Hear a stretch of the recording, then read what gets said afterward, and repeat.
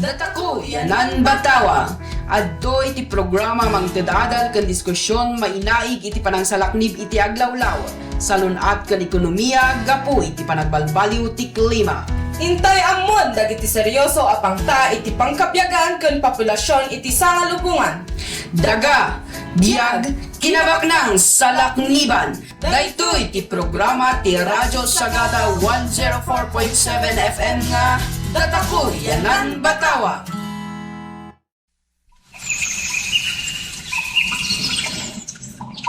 Good day sinan amin ay listeners ni Radyo Sagada, ya sinan amin ay followers mi is non-social media. Kaya saan kayo pa nga nakafollow ti Radyo Sagada, i-like and i-follow ti Facebook page, kan YouTube ang Radyo Sagada 104.7 FM. Kaya tapno kastakot updated tayo iti public service announcement damdama kan dagiti mapaspasamak iti ili tayo nga Cordillera ng Runa dito ay Sagada kun Tiro Mountain Province. Kata dayto iti Radyo Sagada nga mangidanon iti istorya manipod iti daga banbantay kan dagiti mannalon nga mangpakpakan kanya tayo amin. Kat dayto nga kapagayam ti programa nga Datako yanan batawa ita nga oras ket entayuman pagtutungtungan dagiti realidad nga mangikonektar iti mapaspasamak iti sangalubungan iti lokal a panagbiag.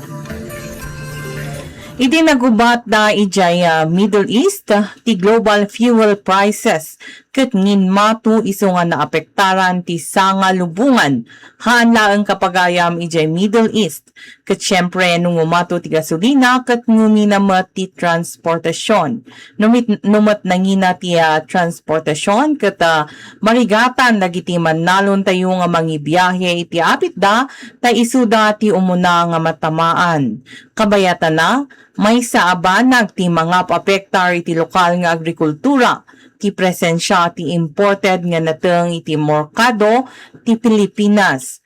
Kaya na kasanumot piman kapagayam nga makasurvive dagiti mannalon tayo, no permi nga ma-pressure da iti nangato agastos ken nakaro a kompetisyon iti merkado. Kaya masakbay nga ilugiti iti programa Datako yanan batawa at tuy payman tiya kanta nga ipangeg ko kadagiti madama nga nakatuning ita nga oras iti Radyo Sagada.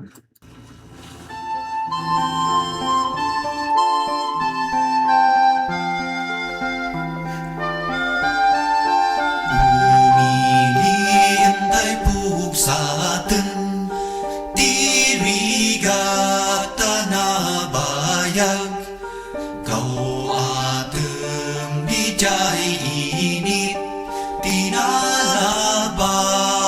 alangit kinapuno isotranya ijay daya gay aya nagbaling nga adipan tinagtauran adaga nangato apagaryan tengati ang tuturay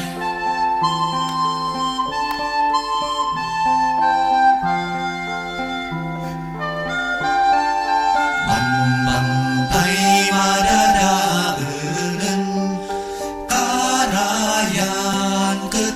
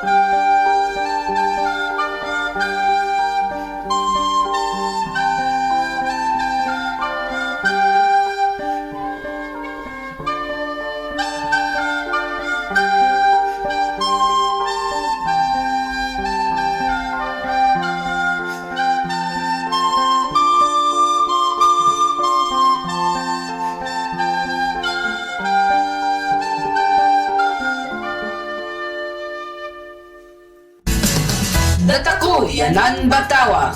Adto iti programa mangtedadal ken diskusyon mainaig iti panangsalaknib iti aglawlaw. Salunat ken ekonomiya gapu iti panagbalbaliw ti klima. Intay ammon dagiti seryoso apang ta iti pangkapyagan ken populasyon iti sangalubungan. Daga, biyag, kinabaknang salakniban. Dayto iti programa ti Radyo Sagada 104.7 FM nga Datakoy yanan batawa.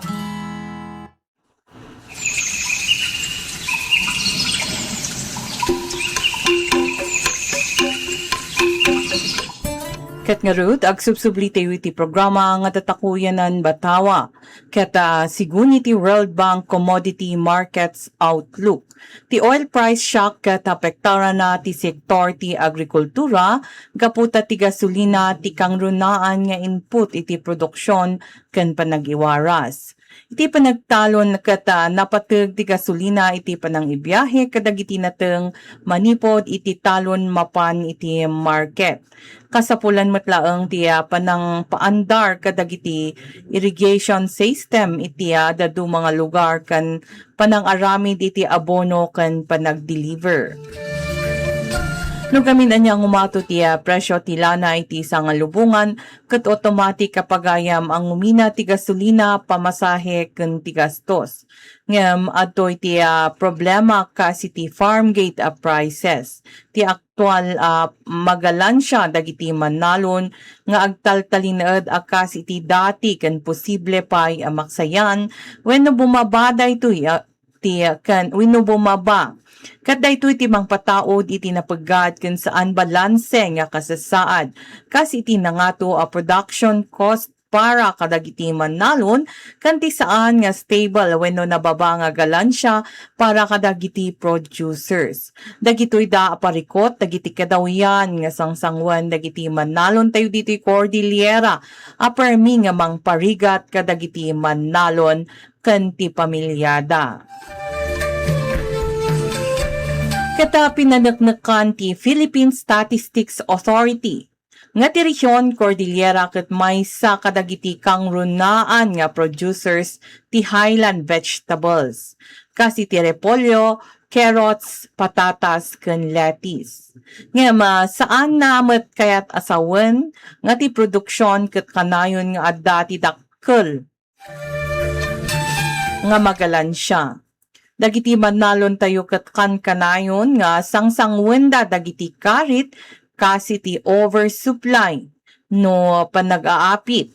Nababa nga farm gate prices nangina ti panang ibiyahe gapu iti nangina a presyo ti gasolina kan kinakurang ti cold storage facilities. Gapu iti daytoy ket dagiti nateng ket iba ti dalatan kadagiti gardenda nga saan nga naapit kan agbalinpay nga abono, kan dagiti mataduma ket ibelang dalatan. Kan kanayon daytoy kapagayam nga maipopost iti social media kan agviral. Nga mapay nga ta kapagayam nga mapaspasamak dagitoy nga banbanag.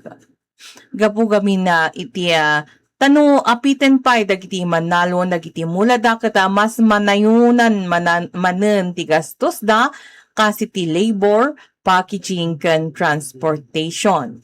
No ti presyo matilako ket nababa no ti gastos ti production permi nga lugi dagiti manalon tayo ditoy Pilipinas. Kati ilawlawag mati Food and Agriculture Organization ang nalakaunay ang maapektaran dagiti babasit ang manalon iti biglaan. Apan nangato ti presyo iti merkado gaputa awananda kadagiti financial a safety net. Kadwa na manalo diti Cordillera ket agbulod da ti kapital para iti produksyon. Nakasanggil da kadagiti middlemen para iti panakaibiyahe dagiti natengda. Awan ti kontrol da kadagiti presyo ti merkado ken dagiti natengket saan da nga bumayag. Tamarunot da karuno awan ti umno nga cold storage. Isu nga namat bumagsak ti presyo saan ang mabalin nga orayin da nga ngumatumanen ti presyo dagiti nateng na madadaol dagitoy isu nga uray nulugi dagiti mannalon tayo kat ilako dalata dagiti apit dawe no intiraminti nga isardeng dati amin. Daytoy ket saan nga gaputa awan amuda no di ket gapu iti kasasaad isu nga mapilitan dalaeng tapno makasurvive. Kan sakbay manen nga ituloy tayo ang ipaayak pa iti maysa a kanta.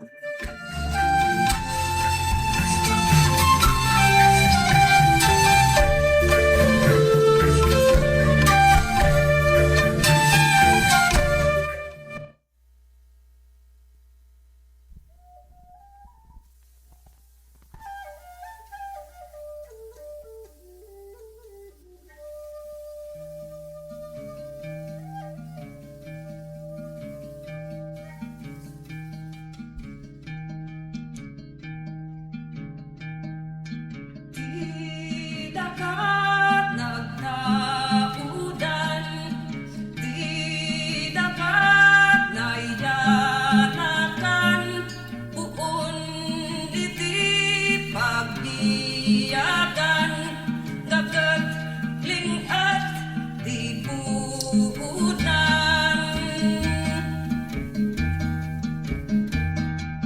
Nagramutan di puli, nagpakatan di ili, nagadalang di ugali, pag-awigan di umili.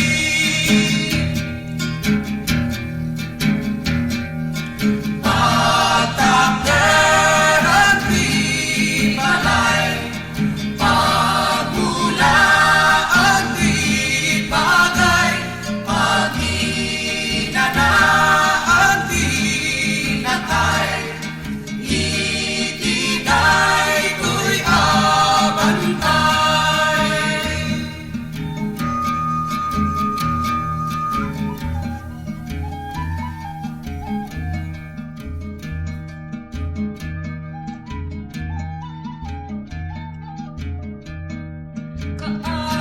Kaabuhan pinag-aiwan, saan tayo abay-bayan, saan maipalubusan, di dagat at maawan. Kas pangarigan ket ada, di mangagaw di dagat, ay pagtitulungan, pantayan sa lapiman.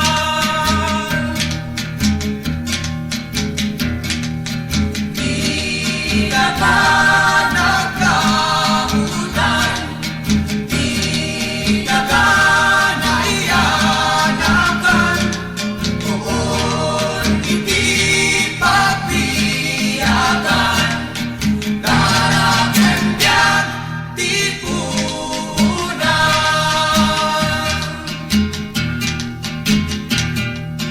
Di naman ang lupain, dito ako ay nagising, dito ako ay nabuhay, at dito rin mamamatay.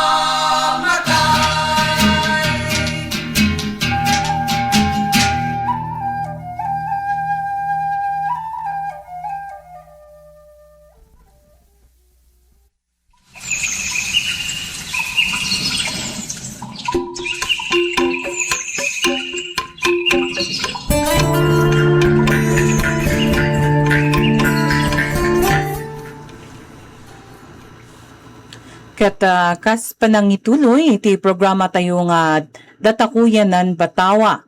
Ket itan ket inpam ammo ti Department of Agriculture ti sumagmamano nga programa kasi ti kadiwa ni Ani at Kita. Dahito iti direct farm to consumer markets. In pamamuda matlaang ti farm to market roads, tapabasitin ti gastos iti panang ibiyahe kadag iti produkto ken ti farm inputs. Limitado nga gasolina ken fertilizer assistance program. Panggap matag ito nga programa nga pabasitin ti panagsanggir kadag iti middleman ken pasayaaten ti birok dagiti mannalon. Nga mandakelat pa dagiti karit nga sangsangwan dagiti mannalon tayo dito Cordillera ken ti Antiro Pagilian. Gamin, tahaan nga amin nga mannalon ket madanon dagitoy nga programa kana ti implementasyon ket saan nga patas ken ti presyo iti merkado ket saan nga stable. Iti maysa nga interview ti Radyo Sagada iti duwa nga mannalon ijay nga dakudak tadyan haan nga dumanon dagiti programa ti gobyerno kanyada ken awan pulos ti masagrapda nga financial support tapno agtultuloy lata kumati panagmulada ken awan pulos ti livelihood program nga maipaay kadakwada wenno alternatibo nga pangkabyagan isu nga no kas pangarigan no malugi daket apandan makipurdiya. Kata may sapay awan ti connection kadagiti daduma nga food processors. Tasigon kaniya zinya may sang mannalon ijay madangdakuda kata dyan nagmula dati mushroom. Ngum sayang lang taawan pulos tinanggatang. Isu nga awawagan dagiti mannalon ijay madanged dagiti ahensya ti gobyerno nga isubli nga mabalin nga mangtulong kadakwada tapno kasta ket sumaya ati panagmuladaken pangkabyagan. Itanmet ket problema manan dagiti mannalon ti panagserak dagiti imported nga natengken prutas iti merkado ditoy Pilipinas. Dagiti imported nga nateng kapagayam kata kadawyan nga magapu kadagiti pagilian nga dadakkel ti farmda nga agus usar kadagiti makina kasi ti tractor ken dumapay. Nalaklaka ti gastos da iti produksyon at dati subsidy magapu iti gobyerno ken adda ti dadakkel nga cold storage da. Gapoy ti daytoy ket mailako dagiti imported goods iti nalaklakano dagiti lokal nga produkto dagiti mannalon nga Pilipino. Ket anya nga rut kapagayam dagiti epekto na daytoy nga banag kadagiti lokal nga mannalon tayo. Siyempre addaan ti kompetisyon dagiti iti presyo. Tadagiti magapuy ti balasiw taaw nga natengket adayo nga mas nalaklaka. Isu nga narigat nga malakwan dagiti nateng nga magapu mismo iti uneg ti pagilian. May nga gapumot laeng daytoy panaglayus dagiti nateng nga imported iti Philippine market. Karuno tsamba met nga harvest season ditoy Pilipinas no sa dinno ket umadu ti supply ken bumabamot ti presyo. Idi taon 2024, ipakita ti datos nga ti balor ti imported nga natengket nga simrek iti Pilipinas kata $213.32 million. Kaya't naasawan nga adu dagiti imported nga sumsumrak iti pagilian. Ken kapilitan kapagayam nga sumrak dagiti imported iti pagilian gapu. Iti international trade commitments. No sa dino kat karaman ti Pilipinas, iti World Trade Organization. No sa dino kat saan nga mabalin nga ipari ti pagilian, ti panagserak dagiti imported nga nateng. Uray no dakkel ti epekto na kadagiti lokal nga mannalon, gaputan no iparit mat kata adda ti trade penalties nga payadan ti pagilian tano miyembro iti WTO kasapulan met nga suruten dagiti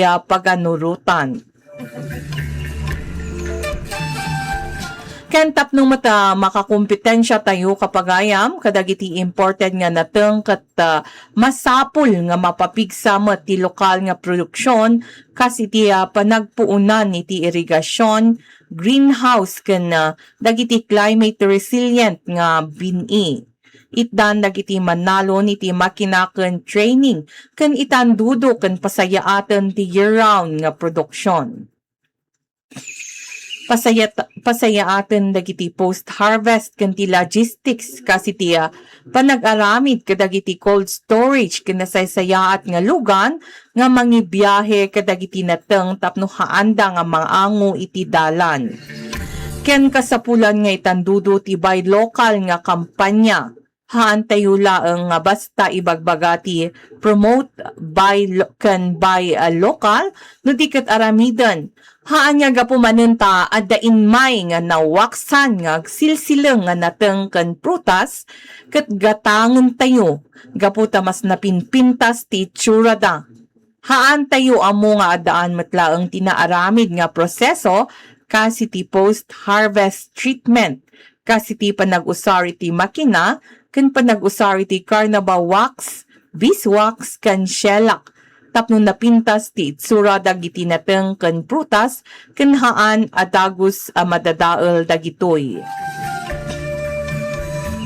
Sayang gamin kapagayam anya dagiti makitkita tayo nga basta maibelbel lang nga nateng inkar karigatan dagiti manalon nga imulmula no sa dinno ket ag-utang da iti dadakkel agatad ngem awan ti assurance sa mabawi da ti gastos da no tiyempo ti apit isu nga mapapigsamet kumati panang proseso ken mapasayaat ti market na tapno met maproseso dagiti nateng ket sigurado kumamet nga adda ti manggatang. Ken sakbay nga ituloy tayo ti programa nga datakuyanan batawa adtoy payman ti maysa nga kanta.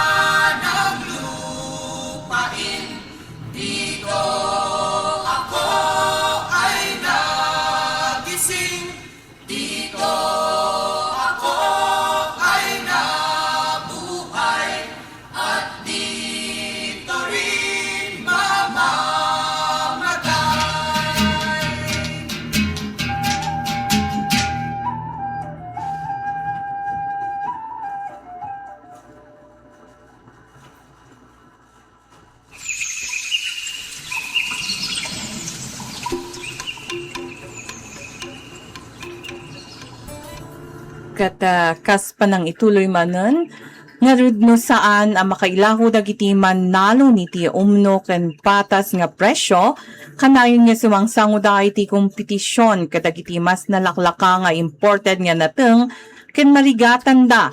Iti nangato nga gastos iti panang ibiyahe kadagiti nateng ta ditoy nga makita nga saan nga balanse ti sistema. Kasigun iti Food and Agriculture Organization, ti kayat ako na ti food security, kat kinaadda ti makan, adda ti access iti makan, kan affordable dagitoy, kan adda ti stability, kan gamin no malugi kan mapaay dagiti manalon, awan ti food security iti pagilian. Kat nga ro iti amin nga listeners nga nakatuning ita nga oras, tayo lagi pen, kung saan tayo nga liplipatan nga tunggal nateng kung makan nga may dasari ti lamisaan tayo, kat banog day tati tunggal may sa nga manalon, uray pa'y man napigsa ti init, tudo, wenno nalamiis, kan ti panagrigrigat nga saan tayo nga makitkita. Kat adu dagiti mapadpadasan, dagiti manalon tayo, kasi ti panagngato ti gasolina kan gastos iti produksyon. Kompetisyon kadagiti imported nga nateng, haan nga stable nga market prices kan kinakurang ti support system. Gapoy ti daytoy awagan dagiti manalon tinapigpigsa nga suporta ti gobyerno, direct financial assistance wenno pondo, alternatibo nga livelihood program tapno masustinar ti inaldaw nga pangkabyagan. Isu nga kapagayam agkaykaysa tayo nga mangsuporta kadagiti manalon, gatangen dagiti lokal nga produkto, awagan ti patas nga sistema iti agrikultura ken isigurado nga dagiti programa ti gobyerno ket madano na dagiti manalon nga rumbeng nga mangkasapulan. Dayto iti Radyo Sagada iti programa nga datakuyanan Batawa. Agyaman ken tumakder tayo amin para kadagiti manalon tayo. Kat siyak ni Maing, stay tuned for more songs on air.